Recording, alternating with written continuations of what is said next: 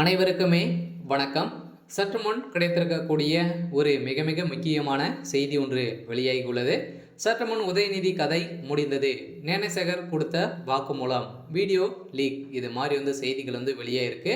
So ஏற்கனவே பார்த்தீங்கன்னா பத்திரிகை துறையும் அனைத்து செய்தித்துறையும் பார்த்தீங்கன்னா யார் அந்த சார் அப்படின்ற மாதிரி அனைவரையுமே பார்த்தீங்கன்னா ஒரு ரகசியமாக தான் வைத்திருந்தாங்க இல்லையா. ஸோ அந்த சார் இப்போ யார் அப்படின்றத பார்த்தீங்கன்னா இப்போ வெளியிட்டு இருக்கக்கூடிய செய்தியால் இப்போ உதயநிதியுடைய ஒட்டுமொத்த கதையை தான் முடியக்கூடிய அளவுக்கு சம்பவம் நடந்திருக்கு. ஸோ இதனால் பார்த்தீங்கன்னா இப்போ ஞானசேகர் மீது குண்டால் கேஸ் பாய்ந்திருக்கும் நிலையில், அடுத்ததாக உதயநிதி மீது பாயக்கூடிய வழக்கு பாய்ந்திருக்க நிலையில் இப்போ அதிரடியாக உதயநிதியுடைய கதையும் ஒட்டுமொத்தமாக முடிய போகுது.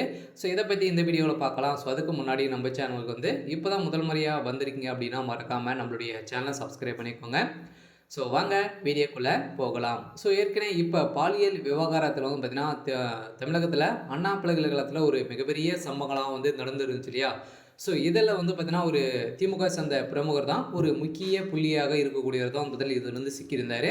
இவர் தான் பார்த்தீங்கன்னா ஏற்கனவே திமுகவை சேர்ந்த அமைச்சர்களுக்கு பார்த்தீங்கன்னா ஒரு உறுதுணையாக ஒரு பின்னிருந்து இயங்கக்கூடிய ஒரு முக்கிய நபராக தான் பார்த்தீங்கன்னா ஞானசேகர் அவர்கள் இருந்தார். இந்த அடிப்படையில் தான் பார்த்தீங்கன்னா ஞானசேகர் அவர்கள் செய்த சம்பவத்தால் அனைத்து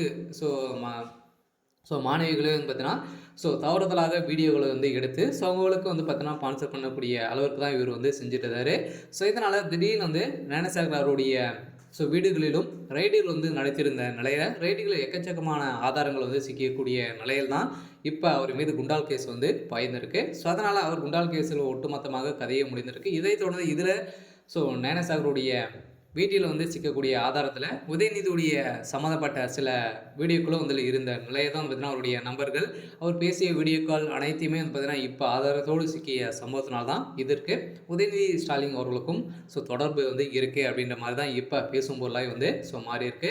இருந்தாலும் ஏற்கனவே பார்த்தீங்கன்னா உதயநிதியுடைய ஒரு முக்கிய நபராக தான் இருக்கார். உதயநிதி எங்கே போனாலும் ஒரு கூடையோ தான் போகுவார் அப்படின்ற மாதிரி தான் ஏற்கனவே மீடியாவில் பார்த்தீங்கன்னா நிறைய ஃபோட்டோக்கள் பார்த்தீங்கன்னா ஆதாரமாக வெளியிட்டு இருக்கக்கூடிய நிலையில் இப்போ அண்ணா பல்கலைக்கழகத்தில் நடந்த ஒரு மிகப்பெரிய சம்பவத்தினால ஒரு திமுகவே ஆட்டி படிக்கக்கூடிய அளவிற்கு இப்போ சம்பவம் நடந்திருக்கு.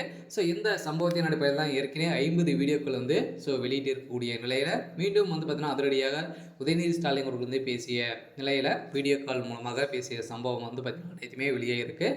அதனால் இது வரைக்குமே பார்த்தீங்கன்னா திமுக அவர் திமுகவுடைய அடிப்படை உறுப்பினராக கூட இல்லை அப்படின்ற மாதிரி சொல்லியிருந்த நிலையில் இதற்கு திமுக சேர்ந்த அமைச்சர்களுக்கும் நிறைய அமைச்சர்கள் சிக்க போகிறாங்க.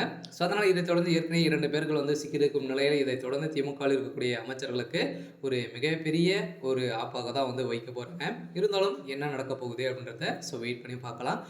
இது மாதிரி செய்திகளை தெரிஞ்சுக்கணும் அப்படின்னா மறக்காமல் நம்மளுடைய சேனலை சப்ஸ்கிரைப் பண்ணிக்கோங்க. தேங்க்யூ.